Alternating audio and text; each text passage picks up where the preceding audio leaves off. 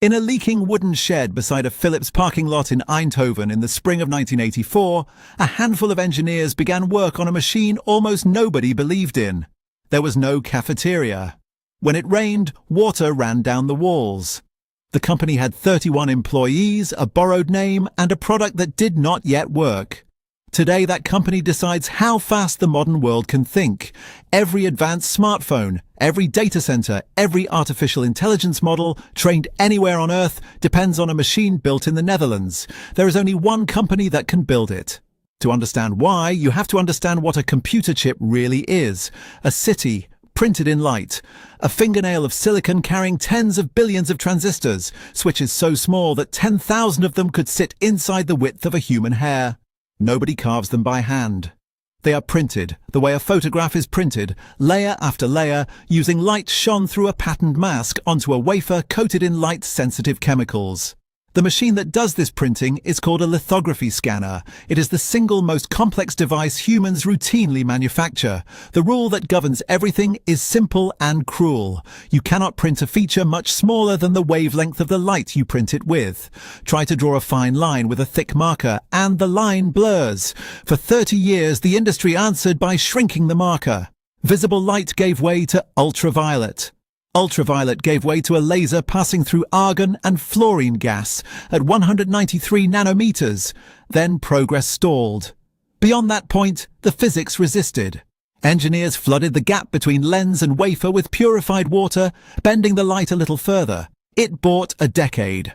The next step was a leap into a different regime of physics. Extreme ultraviolet light at 13.5 nanometers, 14 times shorter, effectively soft X-rays. And here the trouble begins. Extreme ultraviolet is absorbed by everything. By glass, by plastic, by air itself. You cannot focus it with a lens because any lens would simply swallow it. The entire machine must operate in a vacuum. And every optical element must be a mirror. Not an ordinary mirror, a stack of 100 alternating layers of molybdenum and silicon, each a few atoms thick, reflecting by interference rather than by shine. Those mirrors are made by Carl Zeiss in Oberkochen, Germany, and they are the flattest objects ever manufactured at scale. If one were expanded to the size of Germany, its tallest bump would measure less than a millimeter. Polishing takes months. Even then, each mirror reflects only about 70% of the light that strikes it, and there are 10 of them in the optical path. By the time the beam reaches the silicon, most of the energy is gone, so the light source has to be violent enough to make that loss survivable. And it is. Inside the source chamber, a nozzle fires molten tin droplets, each about 25 millionths of a meter across, into a vacuum, 50,000 of them every second. A carbon dioxide laser strikes each droplet twice. The first pulse flattens it into a pancake. The second vaporizes it into a plasma hotter than the surface of the sun. And that plasma radiates the extreme ultraviolet light. The waste tin must be captured before it coats the mirrors. Every droplet must be hit, in flight, with a precision like striking a coin thrown across a football field. The finished machine weighs around 180 tons. It contains more than 100,000 parts, 3,000 cables, 2 kilometers of hosing. It costs upwards of 150 million euros, arrives in 40 freight containers, and takes months to install and calibrate. The wafer stage inside accelerates harder than a fighter jet and stops with a positional accuracy measured in fractions of an atom's width. It does this while the wafer beneath is scanned, aligned and printed hundreds of times an hour for years without drifting. Fewer than 60 of the most advanced systems leave the factory in Veldhoven in a year. Every leading chipmaker on Earth waits in line for them. None of this was inevitable. For most of its first 15 years, ASML was the underdog. Japanese rivals, Nikon and Canon, dominated. The company nearly ran out of money more than once, sustained by Philips's patience and by a partnership with a young Taiwanese foundry called TSMC, which needed a supplier as hungry as itself.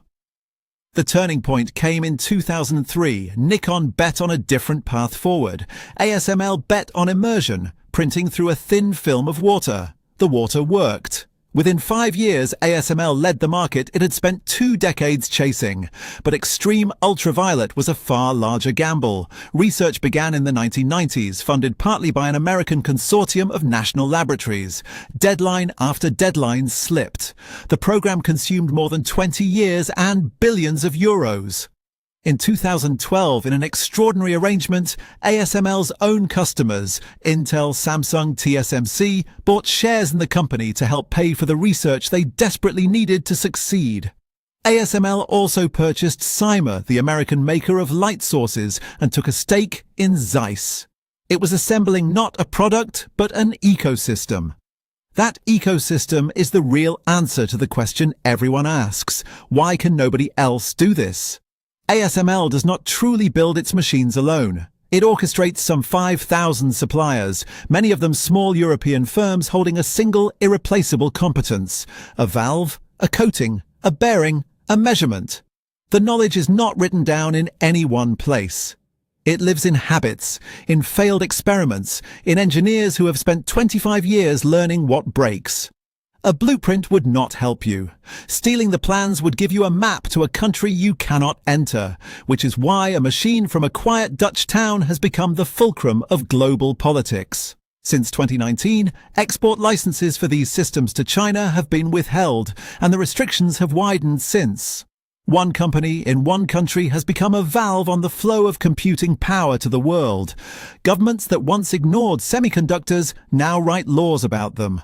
A single supply chain, refined over 40 years, turns out to be both the engine of modern technology and its narrowest point of failure. And still the machine advances. The next generation, High NA, stands 2 stories tall and costs around 350 million euros.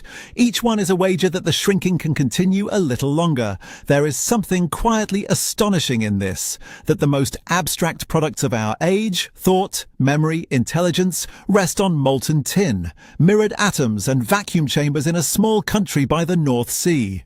We built a machine to print the future. We built only one kind, and we have no second copy of the knowledge that made it possible.